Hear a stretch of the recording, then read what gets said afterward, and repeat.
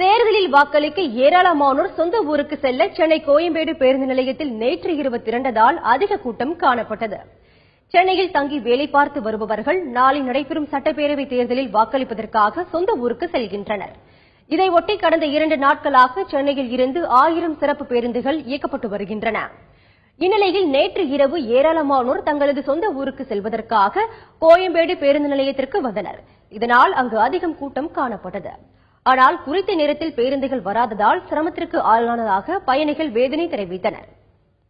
திருவாரூர் எலெக்ஷனுக்காக போறேன். இங்க வந்து பஸ் கேட்டாக்க 8:30 மணில இருந்து வந்து நிக்கிறோம். வண்டி வருதுங்கிறாங்க, வர்ற வண்டியில ரிசர்வேஷன்ங்கிறாங்க, ஏத்த மாட்டேங்கிறாங்க. மணி 12 ஆயிட்டு. எத்தனை மணிக்கு போக முடியும் ஊருக்கு? இதேபோல் தேர்தலில் வாக்களிப்பதற்காக சென்னை புறநகர் பகுதிகளில் வசிக்கும் தென் மாவட்டங்களைச் சேர்ந்த ஏராளமானோர் நேற்று சொந்த ஊர் புறப்பட்டு சென்றனர். பெருங்களத்தூர் பேருந்து நிலையத்தில் காத்திருந்த அவர்கள் சிரமத்திற்கு ஆளானதாக அப்போது தெரிவித்தனர். செம கிரௌடா இருக்குது. எஸ்சிடிசி பஸ் எல்லாமே ஆல்ரெடி ஃபுல்லா புக் ஆகி தென் அதுல கூட்டமா வேற போயிட்டு இருக்கு. ஸோ நாங்க பிரைவேட் பஸ் புக் பண்ணிருந்தோம். ஆனா இவ்வளவு டைம் ஆகும் டிராபிக்னால இன்னும் பிரைவேட் பஸ்ஸே வரல.